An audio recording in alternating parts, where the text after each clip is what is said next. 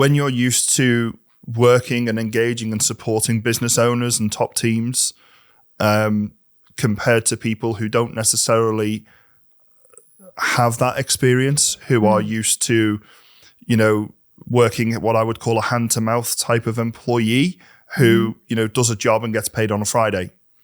The mindset is very different for an individual who is that employee versus the mindset of the business owner who's prepared to take risk, who's prepared to put their house on the line, get a mortgage, and pay down some debt to build a business from nothing very often.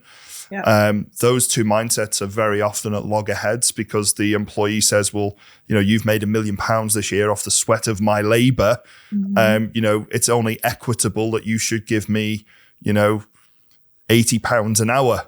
You know what I mean? I just made that number up, of course. But how do you now bring that whole political climate, if you like, into the coaching of business owners who, I don't know, do they feel that this is a good change for them? Do they feel it's not a good change, in your opinion, based on the work that you're doing with business owners at the moment? Are they pro-Labour manifesto promise? Are they worried? I mean, what's the lay of the land from your point of view there with the business owners? They're worried, and I'm going to give you an example of a business owner I met at the weekend. Family-run business. Her mum and dad run it, and they're the major shareholders. 3 siblings in the business. The mum and dad have said, if we die together, then, and they've done the calculation, then you will have to raise £800,000 in inheritance tax, which means you'll have to sell the business, which means that 13 people we employ will no longer be employed. That's a business that's been going for 120 years. And wow. She said to me, my mum and dad are now going to travel in separate cars because they don't want to risk that happening. Yeah.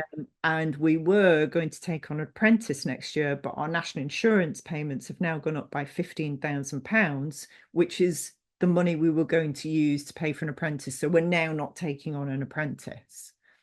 That is repeated over and over and over and over and over again across the whole of the UK. Businesses everywhere are making decisions like that. It's going to lead to mass unemployment.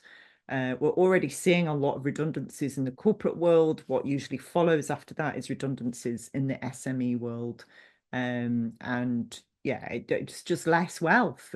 These things just never work, ever. So obviously we're the Lazy Wealth Creation podcast. What can we do to create wealth then in this climate? I mean, what can we do for our listeners who are not necessarily SME owners right now, but who are saying, well, are you saying it's better to be an employee and I just stick at my job? Or, what can I do to get out of this rat race? I mean, what would your advice be? Yeah, well, now is definitely the time to go out on your own without a shadow of a doubt. So the good news is that the best opportunities usually occur in a downturn in the market. That's where you find the greatest opportunities. And there is always money in the system. There are always people with money. So all the businesses I've ever set up, I have set up during a recession. The last one I set up was 2009, after the worst recession we've ever had in 2008 when the banks crashed, okay?